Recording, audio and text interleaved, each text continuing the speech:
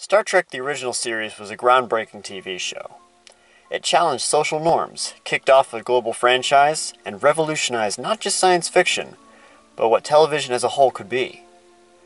I've been an avid Star Trek fan since my parents showed this series to me as a kid. Like with a lot of shows at the time, some Star Trek episodes were cheesy or downright terrible, but quite a few of them were actually fantastic pieces of cinema. Here are my top 10 episodes from Star Trek the original series. Honorable mentions include Day of the Dove, The Ultimate Computer, and The Corbomite Maneuver. Number 10. The Trouble with Tribbles. The Trouble with Tribbles is one of the most iconic episodes in all of Star Trek. The Enterprise is urgently called to Space Station K7 to guard a special grain called Quadritriticale. At the same time, a Klingon battlecruiser claims shore leave rights on the station, putting everyone involved in an uncomfortable position. Things only get more complicated when a roguish merchant named Cyrano Jones introduces the Enterprise crew to his newest product, the Tribbles. The Tribbles are cute, they're furry, and as McCoy put it, the nearest thing I can figure out is that they're born pregnant. Before long, both the station and the Enterprise are infested with the little furballs. But they've done worse than just sit in the captain's chair. It seemed to be gorged. Gorged? On my grain? It's just such a fun, lighthearted episode. Number 9. Devil in the Dark. A complete opposite from Trouble with Tribbles, Devil in the Dark is one of Star Trek's closest dabbles with the horror genre. When I saw this episode as a kid, it scared the crap out of me. The Enterprise is called to Janus 6, where a lucrative mining operation is in grave peril. An unknown monster has been stealing equipment and murdering miners. Kirk's orders are to find and kill the creature, but ethics becomes a factor when Spock learns that the creature is the last of its kind. To kill it would be a crime against science. The episode has more twists later, but it still wraps up quite neatly. Number 8. Amok Time. Amok Time is a very different sort of episode. The episode starts with Spock being uncharacteristically ill-tempered. Kirk and McCoy soon discover that Spock is experiencing Pon farr, which, put very simply, means that he will die in 8 days unless he returns to Vulcan and accepts his betrothed as his mate. Disobeying orders, Kirk takes the Enterprise to Vulcan. Kirk and McCoy join Spock on Vulcan for the ceremony, only for things to grow complicated when T'Pring, Spock's betrothed, rejects him and forces him to battle Kirk in ritual combat for her. This combat is to the death. Despite how it sounds, it's a very high-stakes, high-tension episode where the audience is shown a rare glimpse into Vulcan culture. Number 7. Arena. Another iconic episode. Everyone who knows Star Trek knows the ridiculous showdown between Kirk and the Gorn. But Arena has more to offer.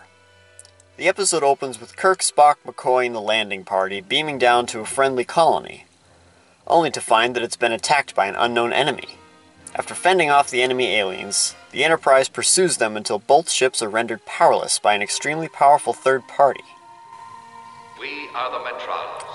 The Metrons transport Kirk and the enemy captain, the Gorn, to a nearby planet to settle their differences in one-on-one combat. It's here that Kirk attempts to prove that brains and compassion are more than a match for brawn any day. You demonstrated the advanced trait of mercy. Something we hardly expected. Number 6. The Deadly Years. The Deadly Years is another fantastic favorite episode. While on a routine resupplying mission to Gamma Hydra 4, Kirk and the landing party discover that everyone is dead or dying of old age, despite all being rather young.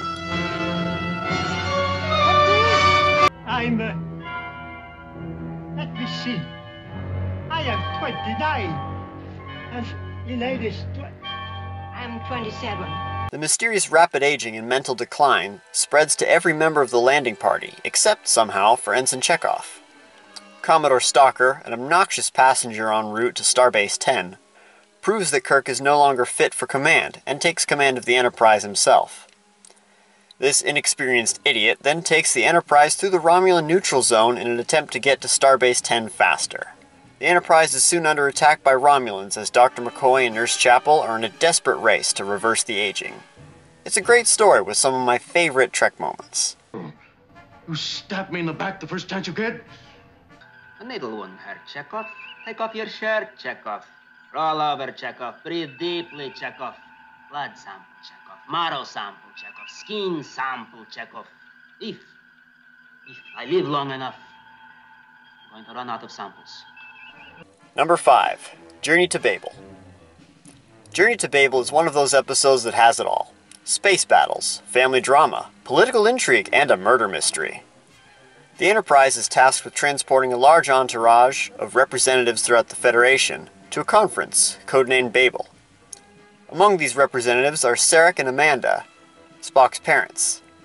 Spock and his father aren't on good terms because Sarek had objected to Spock's joining Starfleet. Not too long after a testy exchange with Sarek, one of the Tellarite representatives is found dead. Sarek is an obvious potential suspect, and Spock confesses the possibility. My father is quite capable of killing. Logically and efficiently. The plot thickens as it is revealed that Sarek is dying, and that someone aboard is in contact with the suspicious ship following the Enterprise. Also, Dr. McCoy is hilarious. That hurts worse than the uniform. A teddy bear? At the end, he even... Shut up. Did you just shush me, Doctor?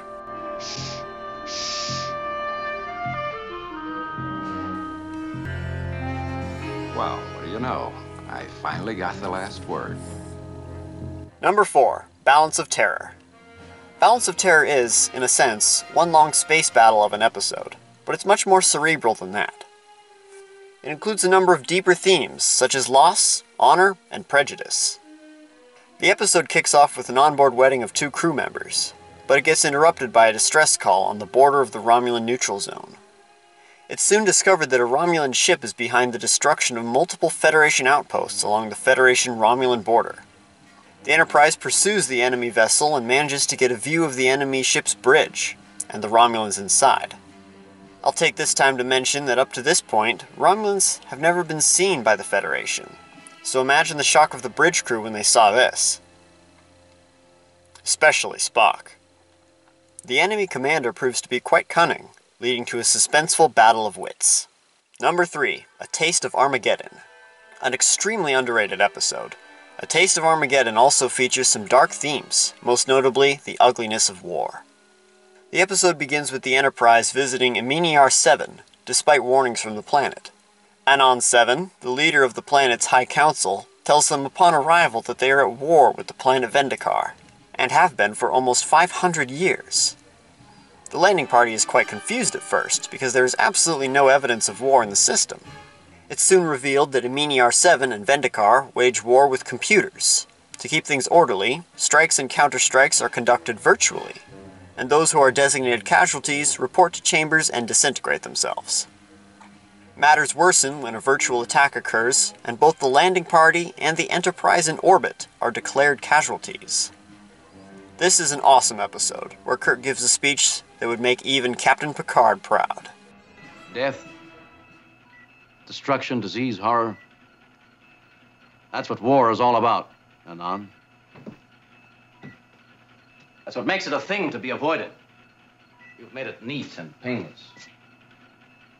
So neat and painless, you've had no reason to stop it. And you've had it for 500 years. Since it seems to be the only way I can save my crew, my ship, I'm going to end it for you. Number 2. Mirror, Mirror. This is an episode that's so wildly popular that Deep Space Nine, Enterprise, and Discovery all have episodes that tie into it. Kirk, Scotty, Dr. McCoy, and Uhura are trying and failing to reach an agreement with the Hulkans during a dangerous ion storm.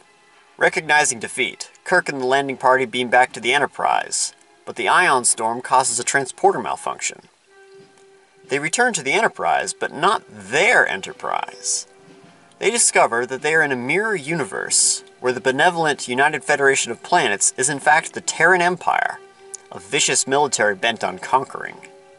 Kirk, Scotty, McCoy, and Uhura try to take the places of their counterparts while they search for a way back. The episode features several memorable mirror characters, such as evil security chief Sulu, assassin Chekhov, and of course, Spock with a beard. I like science. No, not that one. The good one. Ah, that's better. Number 1. The Doomsday Machine.